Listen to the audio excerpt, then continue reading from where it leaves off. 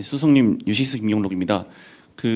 대통령께서 모두 말씀에서 오부 요인 분들께 이게 자주 보자고 말씀을 해주셨는데 3부 요인이든 5부 요인이든 대통령과 어떤 정기적인 회동을 약속한 게 있을지 여쭤보고요.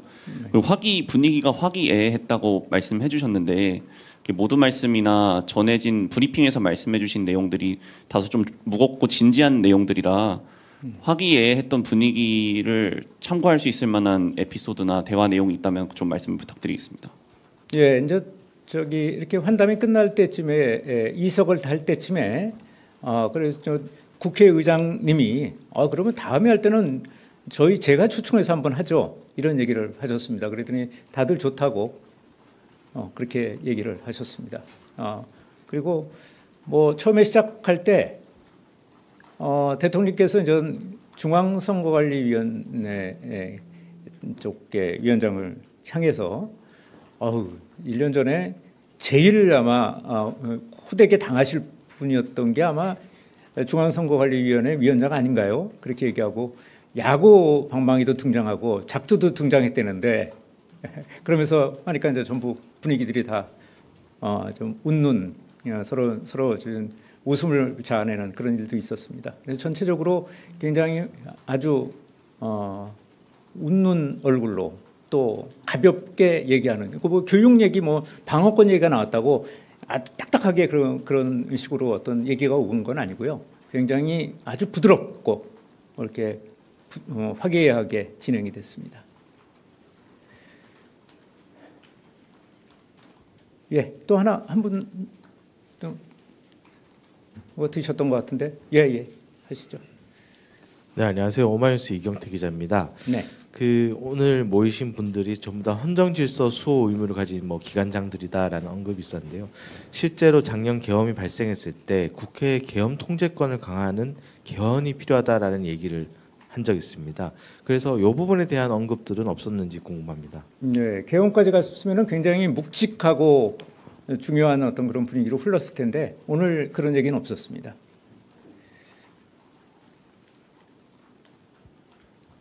자, 다 끝났죠? 네, 오늘 밤에도 또 취재할 일이 생길 것 같은데 여러분들 추운데 옷 두툼히 입고 가시기 바랍니다. 네, 이상으로 마치겠습니다. 네. 이규현 홍보소통수석입니다.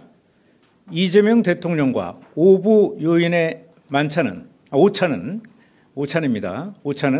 1시간 40분 동안 화기애애한 분위기 속에서 진행됐습니다.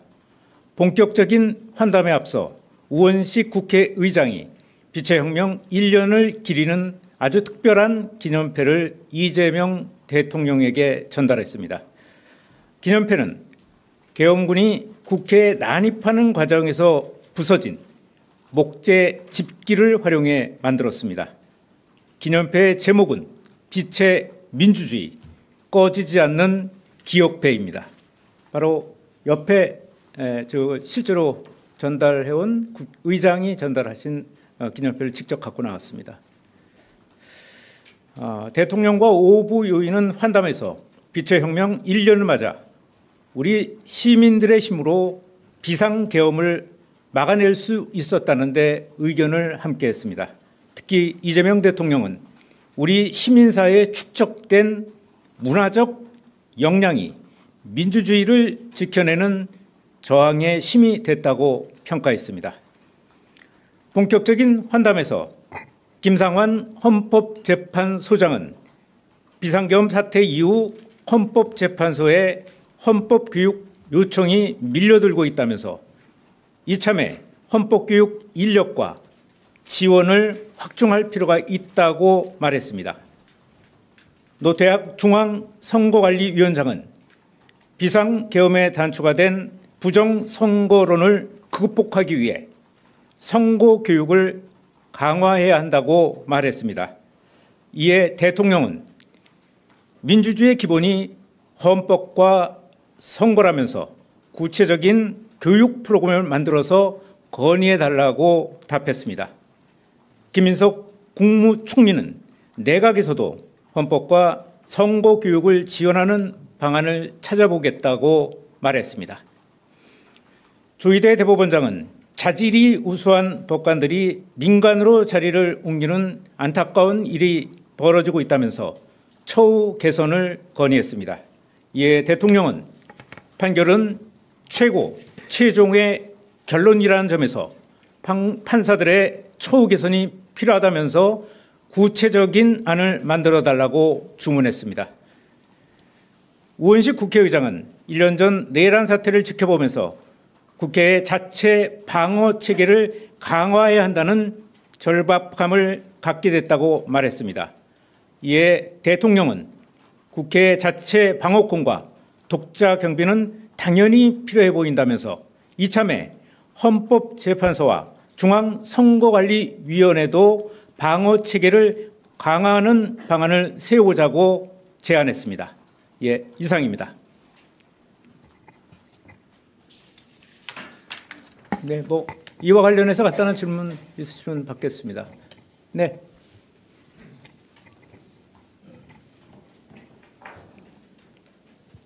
네, 서울신문의 박기석입니다. 네. 조희대 대법원장께서 모두 발언에서 이제 사법제도 개편은 충분한 논의와 공론화 과정을 거쳐야 한다 이렇게 말씀을 주셨는데 혹시 비공개 자리에서 대통령께서 사법개혁이라던가 아니면 내란특별재판부 관련해서 발언을 하신 게 있으신지 아니면 다른 참석자분께서 발언하신 게 있으신지 여쭤봅니다. 예, 그 1시간 40분 동안 환담이 이어졌는데 모두 발언에서 나온 거 외에 그 외 환담 과정에서는 정책으로 해석될 수 있는 어떤 대안은 오가지 않았습니다. 당연히 지금 말씀하신 것도 오가지 않았습니다.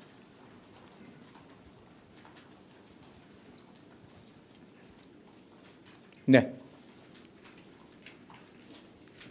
네, 저 TV조선의 최민식인데요. 그 국회의 방어 체계 강화해야 된다고 말씀을 주셨는데 그러면 경찰 외 지금 인력 외에 추가적으로 인력을 배치를 하는 건가요? 경비대를 따로 설치를 하는 건가요?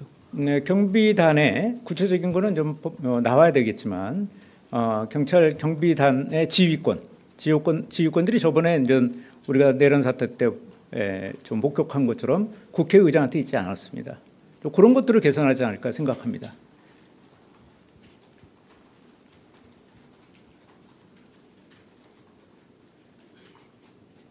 네, 말씀하세요. 저는 그 오부 요인 오찬과 관련된 건 아닌데 오늘 그 대통령실에서 김남국 비서관님 관련해서 그 경고 엄중 조치를 했잖아요. 관련해서 야당에서는 좀 부적절한 것이고 뭐 특검이 필요하다고 뭐 얘기하는 야당 일부 의견도 있는데 이에 대해서 좀 대통령실에서는 어떻게 생각하는지 여쭤보고 싶습니다. 야당 발언에 대해서 여기서 이제 바로 대응을 하고 구체적으로 코멘트하는 것은 부적절하다고 생각합니다. 네, 말씀하시죠. 네, 수석님, 저 JTBC 이승환입니다. 네. 노태학 중앙선관위원장이 선거교육 강화를 말씀하셨다고 하셨는데요. 그 부정선거론을 사실상 이렇게 잠재우기 위한 교육으로 보이는데 어떤 교육들을 좀 예시로 든 게 혹시 있으셨는지 궁금합니다.